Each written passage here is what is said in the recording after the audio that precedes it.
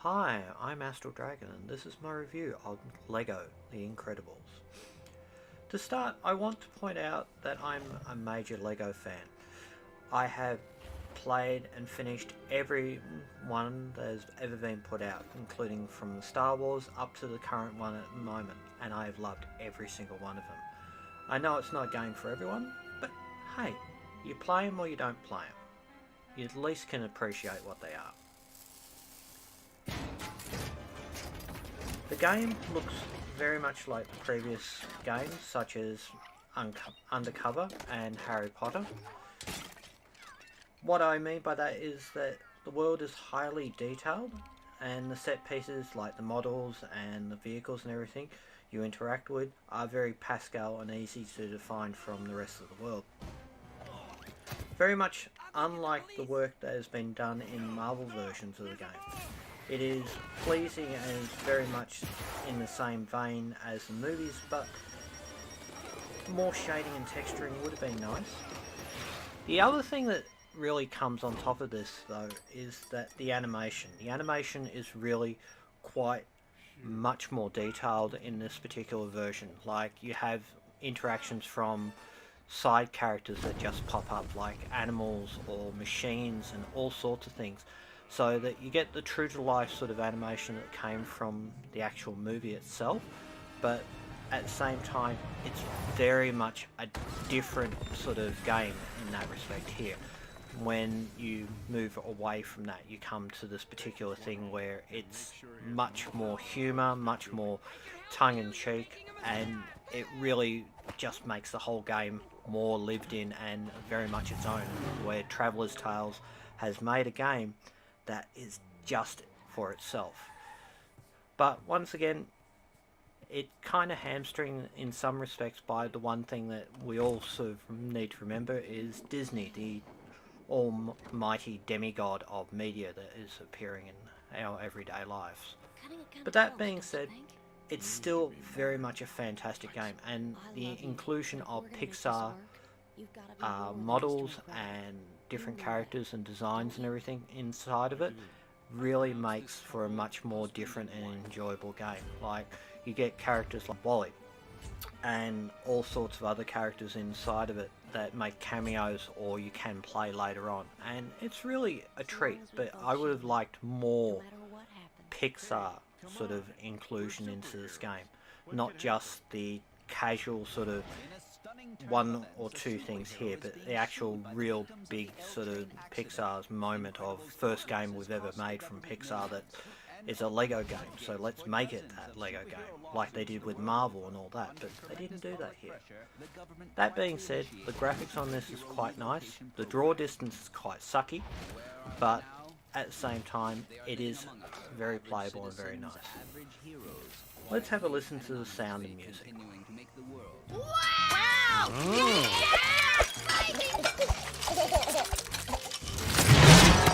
Okay, good. Use the thing. See, that's the current readout. There! Okay, come out. Num Num Cookie. Yay! Jack! The Incredible must be taking the scenic route.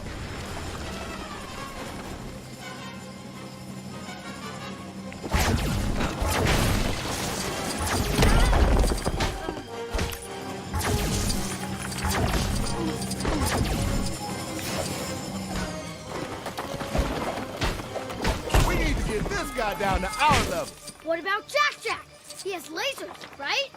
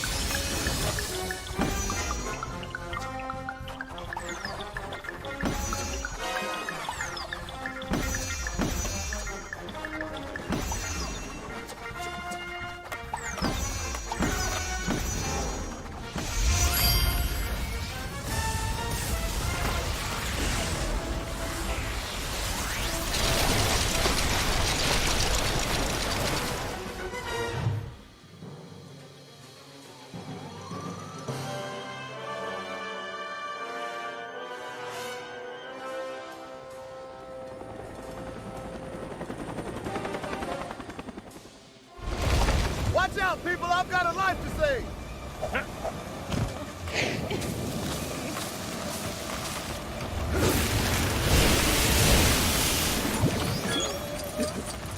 Okay, Bob, let's get these folks to safety. Watch your step, people.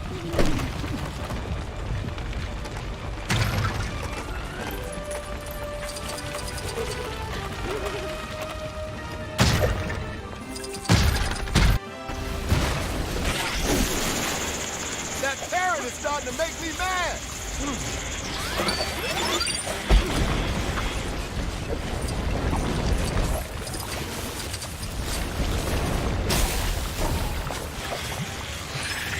Okay, gotta stop it. I can't just wait for the batteries to run out.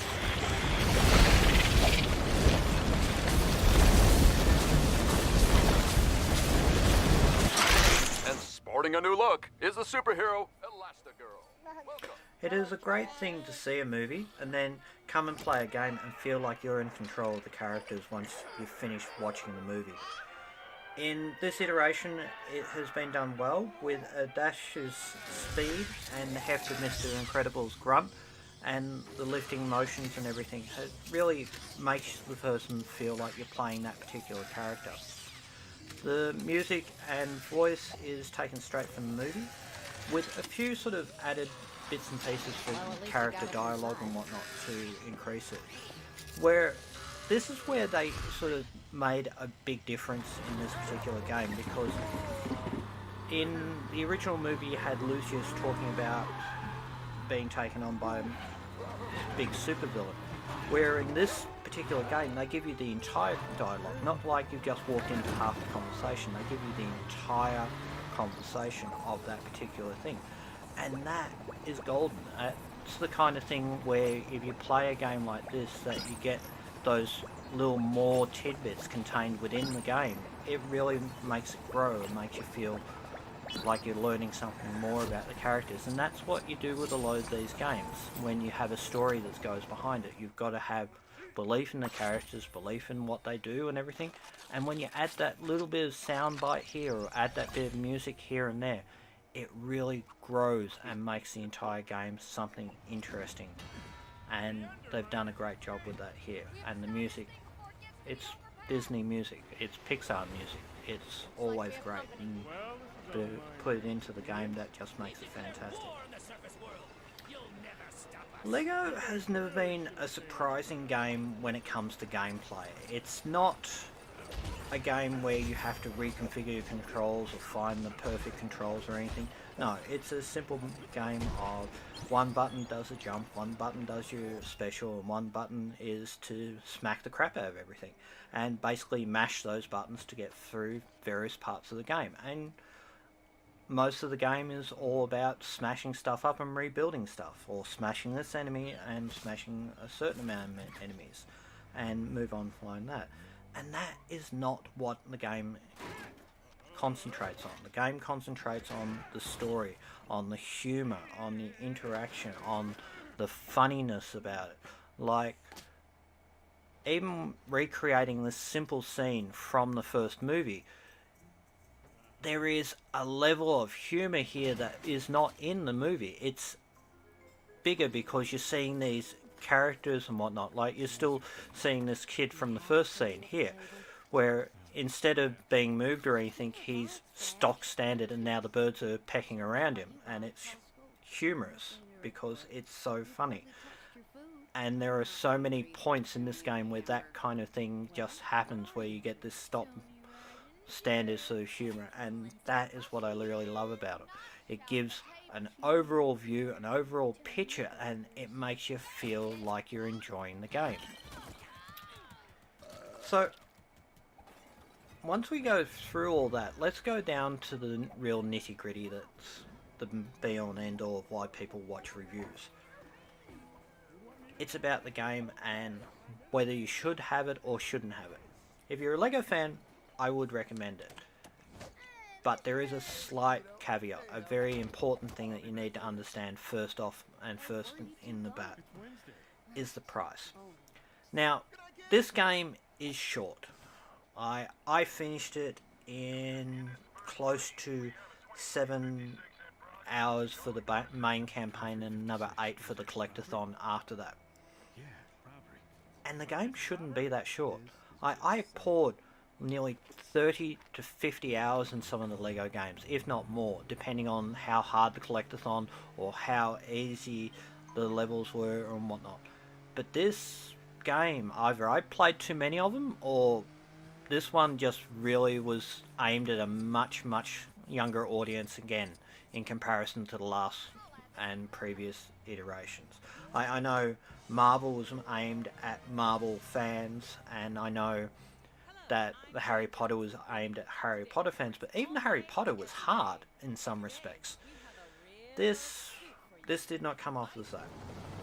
So, even as a fanboy for LEGO itself, at $40 US, which equates to about 50 to 55 Australian dollars, unless you get it discounted, is a lot of money for a game. And then on console again, you add another 20 to 40 bucks on top of that. And that's a really big price to swallow for a game that should be bigger and it should be more. Now, don't get me wrong, I enjoyed all my time with this game, but I wish it was more, and it wasn't, and I'm really sad by that, and I wish it could be better. So unless you get it for a cheaper price or whatnot, I suggest you wait until you get a big sale on it.